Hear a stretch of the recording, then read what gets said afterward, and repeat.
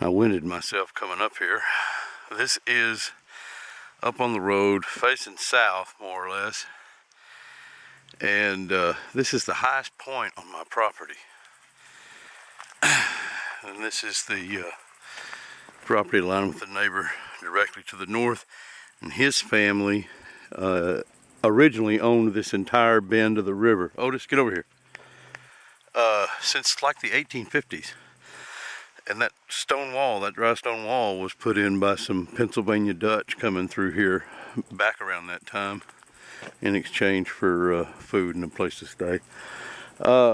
So I've got the lowdown on this place. Plus we've had it, my dad bought my property in 1985.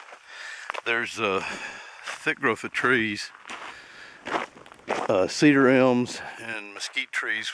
Mesquites are leguminous, and post oaks and cedars and live oaks all along the fence.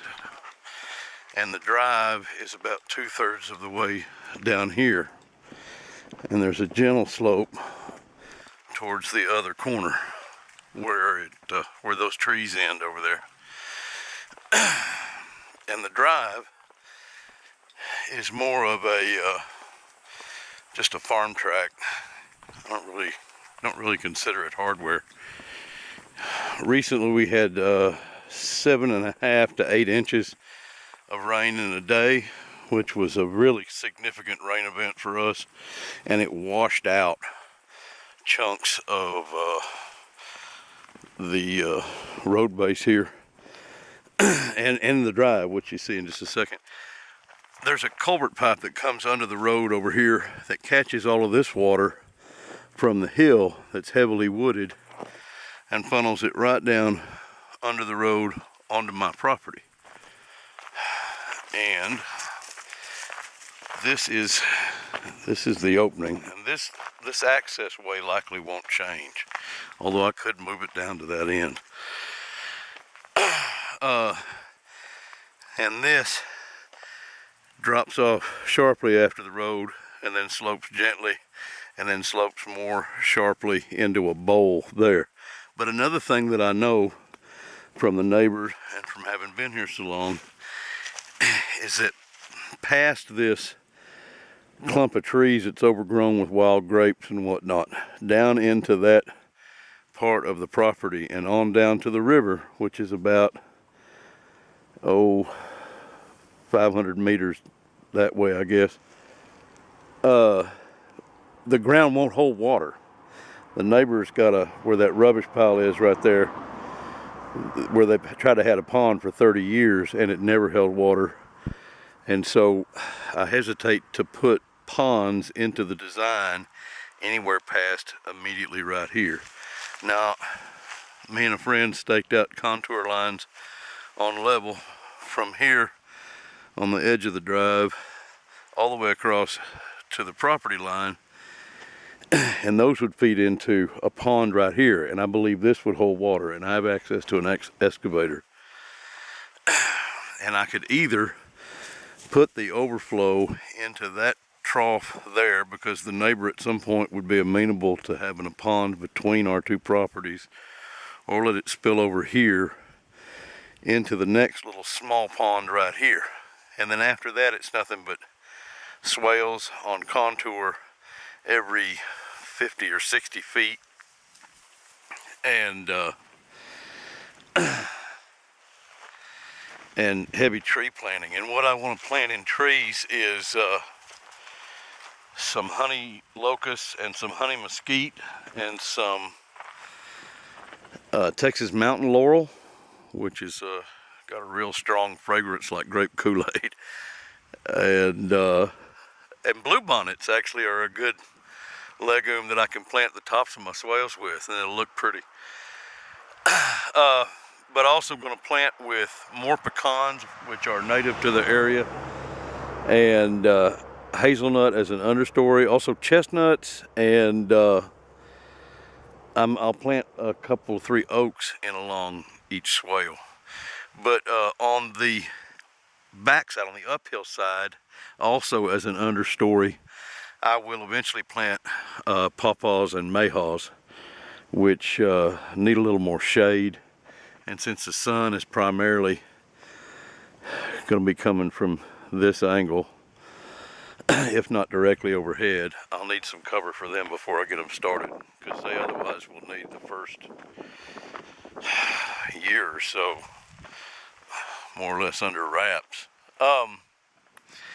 There's more contour lines that we marked out here, which would just, this would feed into that second pond, and then these two actually are level with each other. They end up at the same spot, and I didn't realize that when I started. I was just going down roughly 50 feet.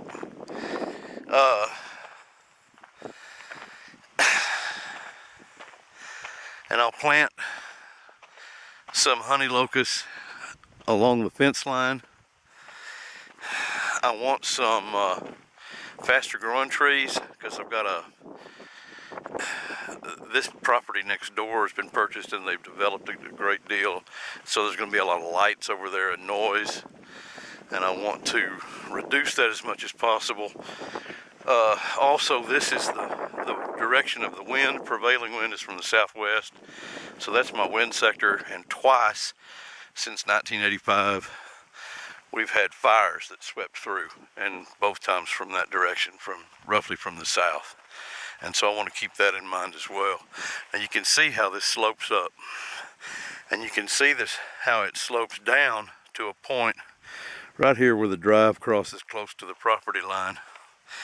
And then there is a natural swale that goes up between those two mesquite trees, big mesquite trees over there.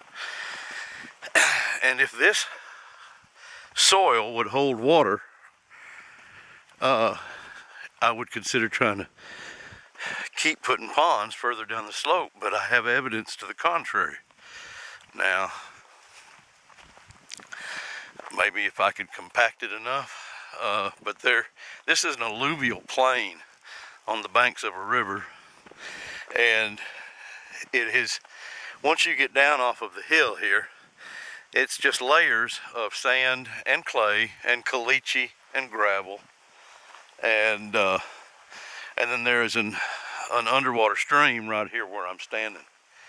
So I could put swales liberally across here, and I can do that. I have access to the equipment, and it would recharge the aquifer. Even the neighbor agrees with that. This fencing that has been here for a while, I will take out.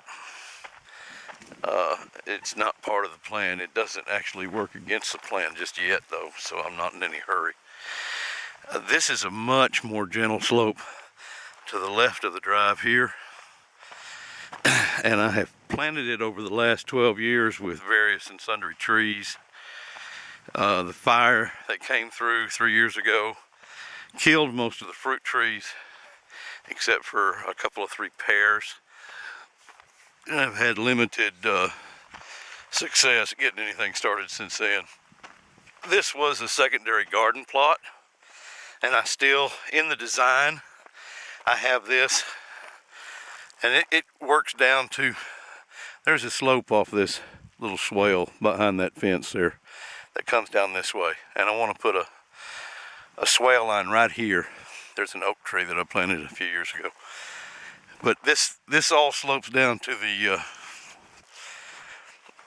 up against that paddock fence over there, to a low point, and so I would put garden rows on contour here, permaculture beds. I've got blackberry beds over here, and elderberries, and 1 pomegranate planted, and then here's a redbud tree.